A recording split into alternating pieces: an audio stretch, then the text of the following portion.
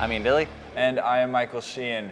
Today we are going to be recapping the Ethias Cross Essen race, which we saw this past Saturday, and we are going to be looking ahead to what looks like a really, really exciting weekend and coming week of cyclocross all over the world. Yeah, Overijse, the mother of all crosses, is happening on Sunday, and it is preceded by the DVV, the fourth round of the DVV series in Ronse, an exciting race. Mathieu van der Poel will be back in action. Let's get into what happened in Essen. Yeah, in Essen, it was the return of two world champions. Those were really the storylines. Marianne Vos came back and started her cyclocross season in the women's field, and Zdeněk Štýbar started his cyclocross season in the men's race. The fields were not super strong. I think that this was very intentional of those riders coming to a somewhat soft start of the cyclocross race. Marianne Vos, however, she wasted no time getting back to winning. She just pretty much from the gun was off like a bat out of hell and rode a pace that nobody could really stay with by the end of the day. Yeah, I think this was very similar to what we saw with the return of Mathieu van der Poel to the cyclocross scene midway through the season. He started out on, you might say, easier, faster, more technical but not heavy course, and yeah, really took the lead early as we saw Vos do. I will say Ellen van Looy was not going to let Marianne Vos walk away with this. She put up a good fight, but in the end just couldn't hold on, had a series of crashes that cost her. And we saw some younger riders really come to the fore as well. Of course, Anna Kay from the UK, and a rider we really haven't seen much of, but is another young rider to watch in this elite women's field, Katja Vass from Hungary, the Hungarian national champion. This is a rider to watch. She was 10th at Koppenberg Cross. Yeah, a lot of young talent, and we're seeing some of the young women in this field bunny hopping the barriers as well. I believe Anna Kay was doing it this past weekend in Essen, so that's really exciting to see the young riders just stepping up the game. That being said, Marianne Vos, old boss, she's still the current boss. Nothing anybody could do about her. Zdeněk Štýbar, however, he was not as dominant in the men's field. He has a bad starting position around third row or so, and just was not able to quite get himself up into the top 10 positions over the weekend. We saw him struggle similarly in Zonhoven in the Super Prestige on Sunday, which to me is pretty telling of just how good Mathieu van der Poel is, because in the World Cup that Mathieu van der Poel started, what was that? Koksijde? No, it was actually the... Overijse. No, Overijse is the one on Sunday. You're right. It was the one in Czechoslovakia, or the Czech Republic. It wasn't Tabor. It was Tabor. No. That was his first World Cup. Was it? Yeah, it was Tabor. Trust me. It wasn't, because I looked this up earlier. What was it? It was the other one. What did Bern? you... No. Koksijde. It is Koksijde. I don't think it was Koksijde, man. What I'm talking about is when he went from third row and then was at the front in 6 minutes. That was Tabor, man. That was the third World Cup. Or the fourth one. Tacos. You wanna look it up right now? Mathieu van der Poel absolutely showed his class at Tabor. A huge emotional week for his family. His grandfather, Raymond Polidor, passed away. On top of that, he started in the third row, having no. But it was also Koksijde. Well, he didn't have great position at Koksijde also, but Tabor was the main one where he had to work his way through the field. Well, this is the one where Tim Merlier crashed, and he was caught up in the crash, and you'll see him in dead last position out of the first corner, and then he, 1 lap later, coming through the start-finish, he's leading. There's the crash, and there's Mathieu van der Poel. Okay. And Koksijde was sand, so there's only one line through the sand. Okay. And he just teleported himself. Okay, so Tabor and Koksijde. No one wins tacos. Zdeněk Štýbar struggling to just even see the front of the race, especially at one that is of a lower quality like Essen, just highlights how Mathieu van der Poel is, what he's doing is just on a completely different level. Štýbar isn't a slouch. He has won 3 world champions championships. He is one of the best cyclocross racers of the last decade, and Mathieu van der Poel is just that much better. What can you do? Well, I would say not only that much better in cyclocross, but ostensibly that much better on the road. I mean, Stybar is a rider who's been the runner-up at Paris-Roubaix, who's won stages of the Tour de France. Obviously, his palmarès on the road cannot be denied, but last year, Van der Poel was the stronger rider, the better rider in the classics, and no one will forget his incredible win at Amstel Gold, a big classic for him. So, yeah, he is just better than Stybar at this point in his career. Stybar also not targeting the cyclocross races the same way Mathieu van der Poel is, or the other cyclocross stars for that matter, using them for fun, as he said, to build toward his road season, which to me honestly is a little bit disappointing. It's great having Stybar in the mix, seeing him try and work his way through the field, seeing where he'll end up. He's never shy to throw a tail whip out there, but we need more strong competitors in the elite men's field, and it would be great to see Stybar come back and give cyclocross his all once again. I think he might be getting to a point in his road career where he might very well switch back to a more focus on cyclocross. We will see. We need more Stybar. I completely agree with that. My favorite cyclocross battles of all time are with Stybar and Sven Nys. I just love watching those races, and every time Stybar comes back to cyclocross, I just get excited. Good news, Stybar has an 8-race program this year. He is going to be coming back for Vlaamse Cross St. Nicholas, which is kind of kicking off the Christmas block. Stybar's racing program this cyclocross season is pretty much exclusively all around this massive Christmas block. You can watch a ton of it on FloBikes, including this next race that'll be at Vlaamse Cross St. Nicholas. So look out for him there.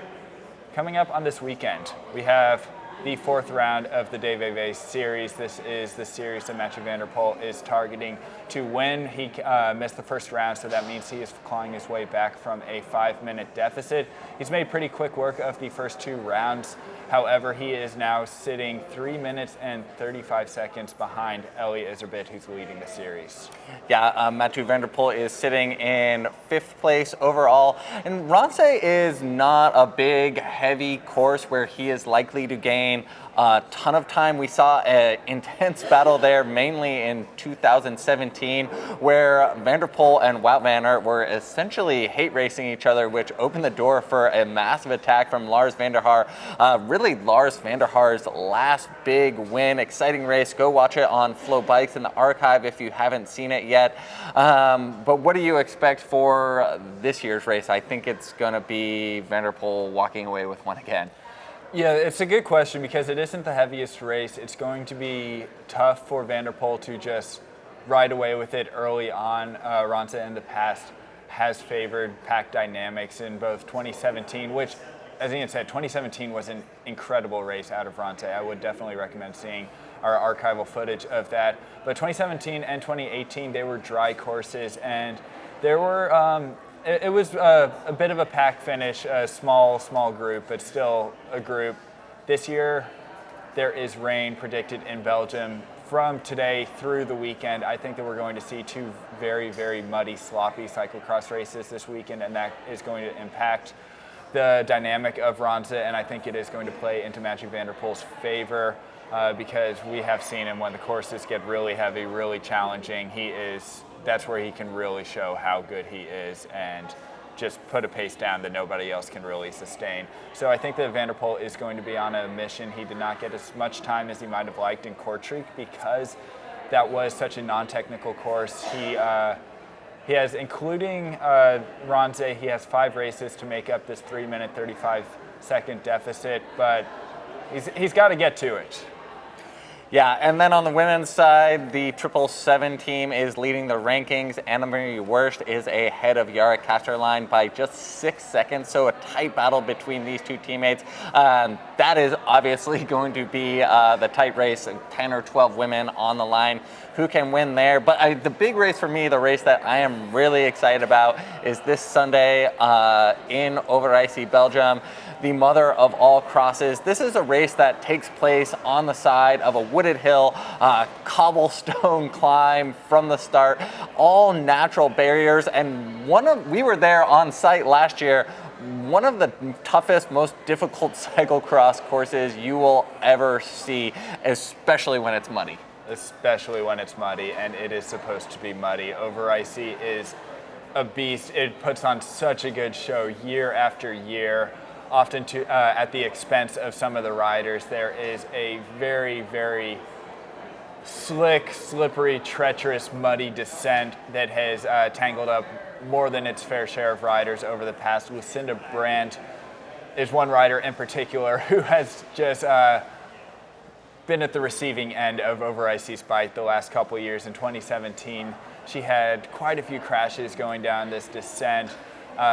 Still, she was so strong. She ended up third. Pauline Ferrand-Prévot just had an impeccable race that year to take the win, but it hurt me sitting on the couch watching Lucinda Brand try to get her way down this descent. In 2018, she had a race of redemption. She was in a battle with Nikki Brandmeier and rode such a good race. She still had a little crash. It wasn't a little crash. It was a good She crash. still had a big crash on this descent, but on the last lap, she had managed to get ahead of Nikki Brandmeier again. She hit this descent and just nailed it. She even celebrated at the bottom because she knew that descent was the deciding moment of her race. If she managed to get down it without crashing, she would win. If she crashed, she would lose. She did it. Really cool to watch Lucinda Brand progress, and this is a race that it just tests the riders' technical capabilities. It's so fun to watch, and we have a good men's field this year also. Yeah, last year this race was won by Toon Ertz. We spoke with him afterwards, and he talked how important it was for him to win this race. I mean, for Belgian racers, this is an event that's right there alongside a World Cup, alongside the classics like Koppenberg Cross, like Zonhoven. It is not part of a major series. It is a standalone race outside of the DVV and the Super Prestige series. So it's interesting in terms of its ability to attract top riders. Last year, the field was a little bit weaker because it was on an off weekend. This year, paired with a DVV race, it is attracting a big field, and Mathieu van der Poel will be back in the fold. He put on a masterclass here in 2017, slip sliding down these muddy descents with apparent ease. Yeah, just incredible, and I'm assuming we will see a similar show on Sunday. Yeah, everything is looking good for a fantastic weekend of cyclocross racing in Belgium. Please do tune into it on FloBikes. It'll be live and on demand. We have cyclocross racing stateside as well, and this is going to be the big omission from the Belgian cyclocross fields is there are no Americans because they're all in Washington. Yeah, the U.S. Cyclocross National Championships will be taking place just outside of Tacoma, and you can go see our ranking of the top 11 men's and women's racers in the U.S. ahead of nationals, as well as a host of features on the site with Curtis White, Ellen Noble, and Stephen Hyde. Who is your pick? Let's do our picks for U.S. nationals, men's and women's. Oh boy, wasn't prepared for this. Okay, I'm gonna have to say Kerry Werner for the men's. He, after Pan Am's, he's just shown to be on a different level, I would say. Stephen Hyde, he's defending champion. We all want to see him bounce back, but he's not had a very good season. For the women's, there's nobody but Katie Compton.